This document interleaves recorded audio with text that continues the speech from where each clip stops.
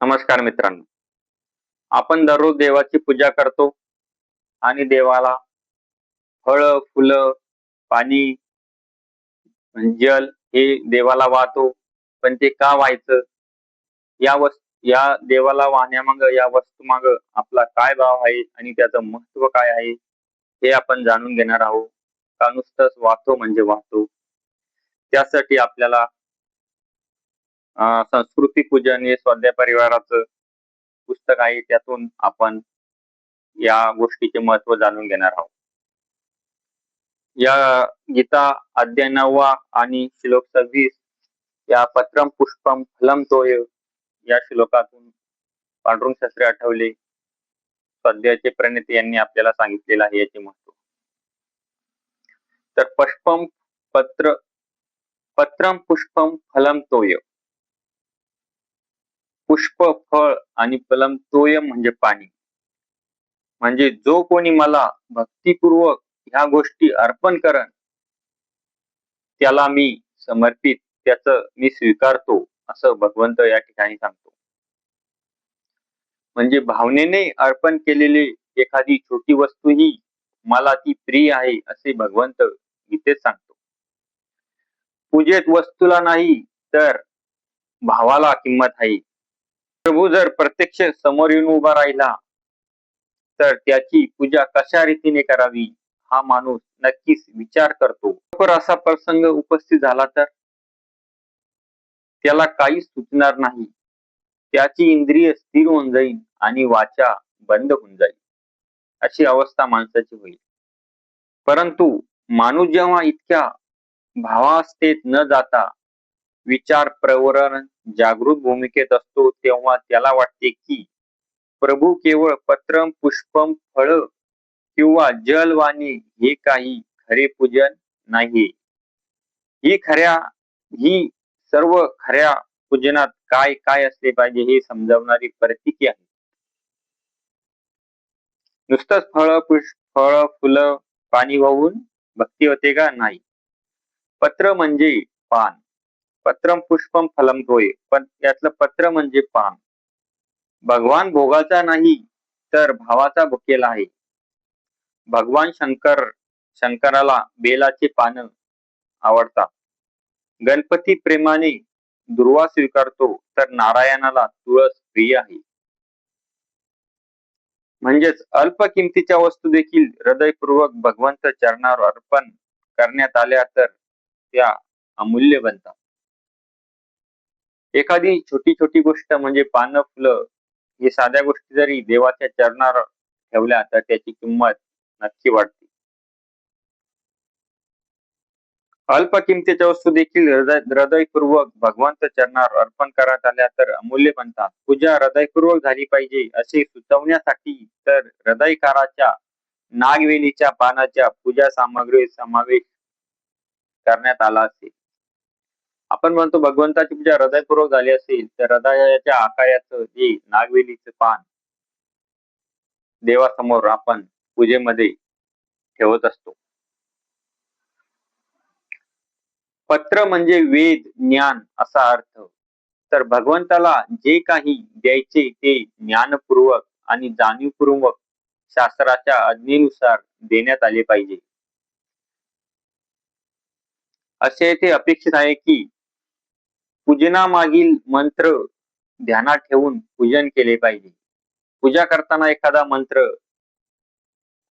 म्हणत ती पूजा झालीच पाहिजे आणि मंत्रशून्य पूजन केवळ एक बाह्य यांत्रिक क्रिया बनते.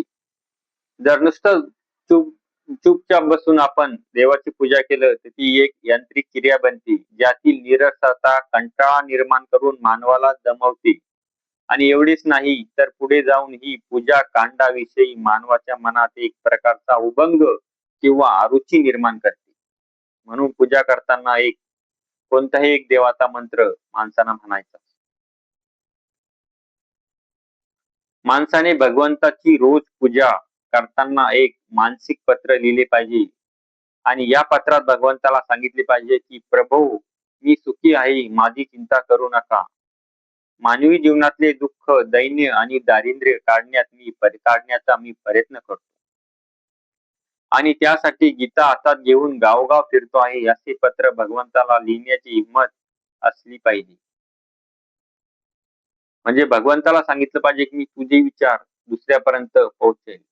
मी एखाद्या केंद्राला, एखाद्या देवाच्या कार्याला जात असेल तर मी जाताना 4 जणांना सांगेल चला आणि त्याचं महत्व पटवून सांगेल. ही खरी भगवंताची पूजा आहे. सदैव आपले जीवन सदैव हे ताजेतवाने जीवन असले पाहिजे. सुखरूप जीवनात राहूनही मी सुखी आहे असे देवाला सांगणे म्हणजे हे जीवनाकडे पाहण्याचा दृष्टिकोन बदलल्याशिवाय शक्य नाही. फूल हे देखील एक प्रतीक आहे. आपण म्हणतो ना फळं, फुलं, झाडं ही निसर्ग हा देवानं तयार केलेला आहे. मग ह्या फळामध्ये जो गोडवा आहे तोही भगवंतानं भरलेला आहे. म्हणजे फळ फुले देवानच निर्माण केले आणि ते देवालाच वाहायची आणि देवापुढं काहीतरी मागायचं म्हणजे हा एक विशेषता यात काही नाही.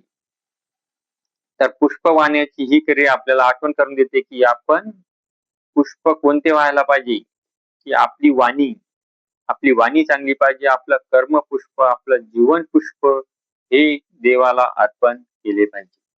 फुलासारखे बनण्यासाठी आपले जीवनही सत्कर्माच्या सुवासाने दरवळले पाहिजे. भक्तीच्या रंगाने रंगले पाहिजे.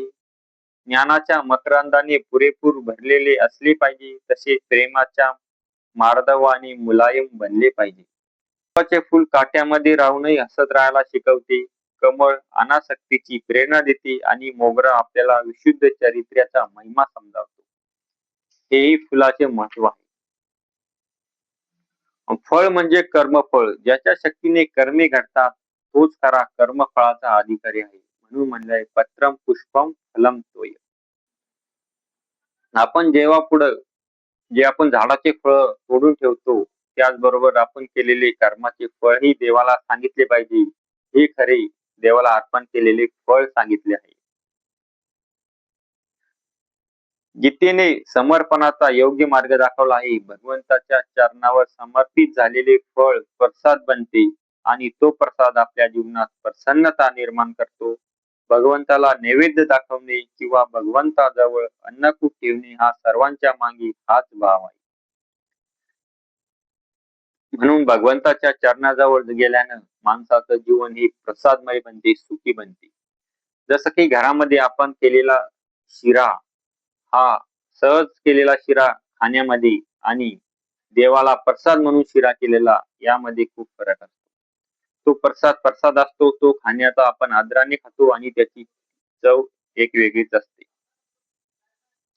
म्हणून भगवंताला आपलं केलेलं कर्माचं फळ हे सांगितलं पाहिजे आणि भगवंताला जोपर्यंत या शरीरामध्ये ताकद आहे तोपर्यंत ही भक्ती केली पाहिजे. जीवन रस तोयम पत्रम पुष्पम फलम तोय. तोयम म्हणजे जल. जीवन रस म्हणजे रसमय बनवून भगवंताच्या चरणावर अर्पण केले पाहिजे. जोपर्यंत या जीवनात ताकद आहे, या जीवनात रस आहे तोपर्यंत भगवंताची पूजा करण्यात अर्थ आहे. जोपर्यंत जीवन जगण्यासाठी वाटते तोपर्यंत त्याला प्रभू कार्यात समर्पित करणे ही खरी देवाची पूजा आहे. ऊसाचा रस काढणाऱ्याने ऊस एकदा तर्कामधून एकदा दोनदा तीनदा काढला की जो उडलेली चिवटी तो चोथ आहे तो माणूस फेकून देतो. आणि ही चिपाड झाल्यावर आता तुम्ही या चिपाडाला आपल्याला चोखायला सांगितलं तर आपण ते चोखू का? नाही. तर मग आपणलं शरीर म्हातारं झाल्यावर आपण भगवंताची पूजा करायला गेल्यावर त्याला काही अर्थ असतो का? त्यात आपला स्वार्थ आहे.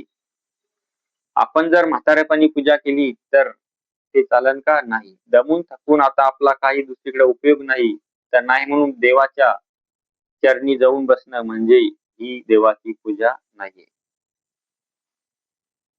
तर काय त्याने आपला सत्कार केला असेल म्हणायचे. तसे चिपाड झाल्यावर जीवन भगवंताच्या हातात देऊन म्हटले भगवंता आता हे जीवन तुझ्यासाठी आहे तर भगवान ते नीरस जीवन कशी स्वीकारेल.